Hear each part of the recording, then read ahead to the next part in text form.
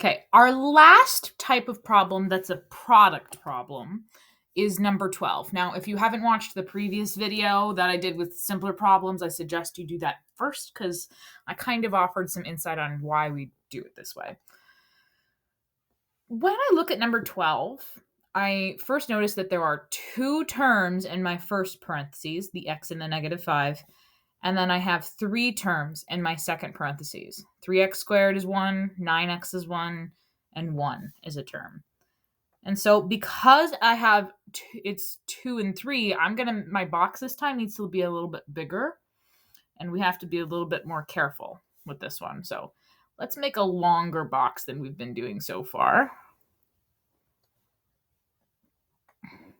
And I'm going to make it into a 2 by 3 box because we're going to be multiplying something that's got 2 terms by something that's got 3 terms. Now, on this one, the order does matter. Like, I have to put my 2-term one on the left side because I only have 2 slots. So it didn't really matter before, but it does matter now. So x minus 5 goes right there. And then 3x squared plus 9x plus 1, we're going to put right there.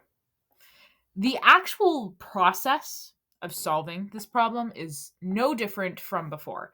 I'm still using this as a tool to multiply things together. Now, we're going to have a lot more, but the process is the same. So let's take a look at our first box right here. I have 1x, and I can put a 1 there if I want. 1 times 3 is 3. What's x times x squared? Pause. Think about it for a second. Okay, let's do a little scratch work. X times x squared, well, that's x to the first times x squared, which guess what is x to the third power. So that's going to be 3x to the third power. 1x times 9x is going to give me, well, 1 times 9 is 9, and then x times x is x squared. 1x times 1 is just going to be 1x, and I don't have to put that 1 there every time. It's just kind of helpful for thinking. All right, let's keep going. -5 times 3 is -15.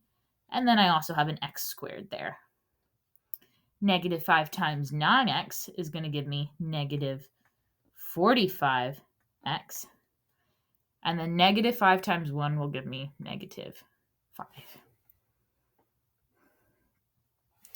Our next step is to do our simplification. Now, I need to combine my like terms, and because this one is bigger, our combining part is going to be a little bit bigger as well. So notice I'm going to have to combine those two. Those are like terms. But I also have another pair of like terms right here. Okay, so I'm going to have to do this twice. Just like before, the process is the same. 3x to the third is all by itself, so I'm going to leave it alone. -15 plus 9 is going to give me -6. So I'll have -6, and don't forget the x squared. -45x plus x, and remember that's 1x right there. That's going to give me -44x. And then -5 is all by itself, so we just bring it down. And that is my final answer. Let's take a look over here. Oh, I think that matches up with C. So that is our correct answer. Again, the process of this is pretty much identical. You just have to remember to be careful, stay safe, and always, always use a box. That's the end of the product videos.